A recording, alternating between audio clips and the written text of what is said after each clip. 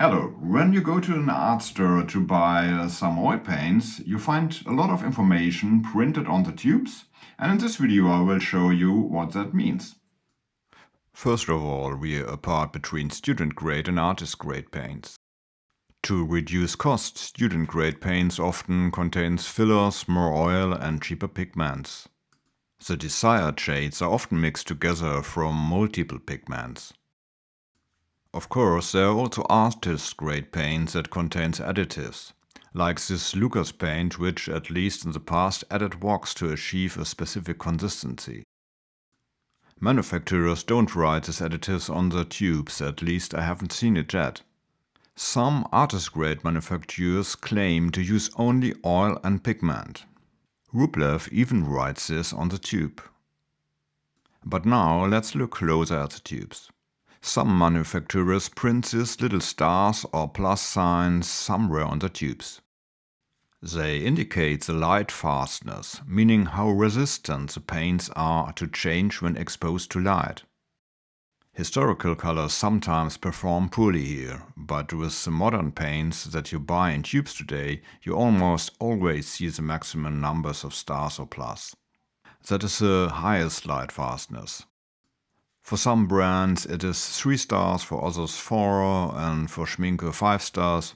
However, this is something you hardly need to worry about today. The manufacturers have managed this very well. And some manufacturers follow the ASTM rating scale from 1 to 5, such as Gamblin, Williamsburg, Winsor Newton or Rublev. And here is the number 1, the highest lightfastness. So next, on almost every tube you will find these little squares. These are very important because they give us information about the opacity. The squares are filled differently. From completely white, which means transparent, then white with a diagonal line. This means semi-transparent. White and black separated by a line, that means semi-opaque.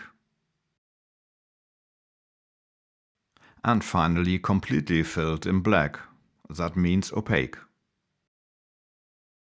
And pay attention here.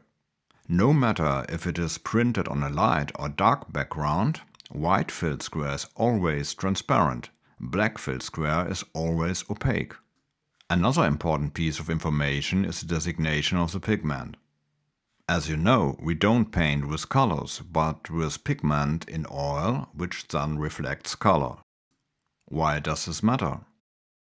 Brands use fancy historical names like Naples Yellow or King's Blue, or often marketing names. Look at the pigments. This one, PR102, stands for pigment red, number 102, and is a natural iron oxide. Or PB29 is a pigment blue, and the 29 tells us that it is a synthetic ultramarine. So PO stands for orange colors, PY for yellow colors, and so on. The use of always just a single pigment can be found, for example, with Mary Puro, hence the name, or also with blocks.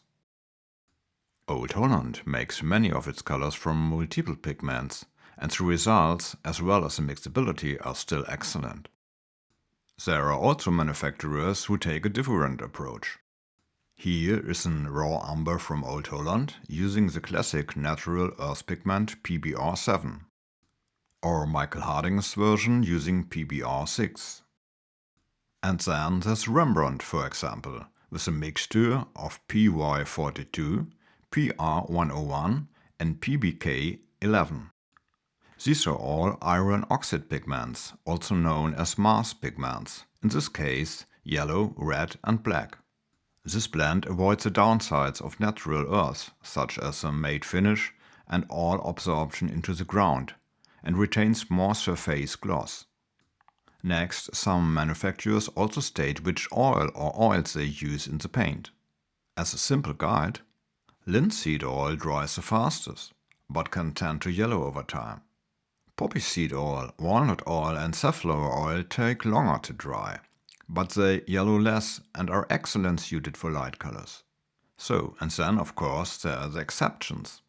Old Holland, for example, does not indicate the opacity or the lightfastness on the tube. For that you have to consult the available color charts. Or you can estimate it from the painted band on the tube, which is painted with the actual paint from the tube. Michael Harding provides some useful additional information. Whether the pigment is organic or inorganic, the oil content, drying time and tinting power. Langridge from Australia does the same.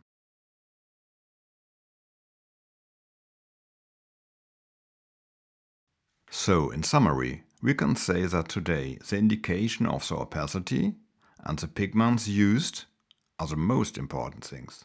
Especially when, like on this channel, a lot of it is about glazing colors. So, thanks for watching. If you have any remarks or questions, leave them in the comments.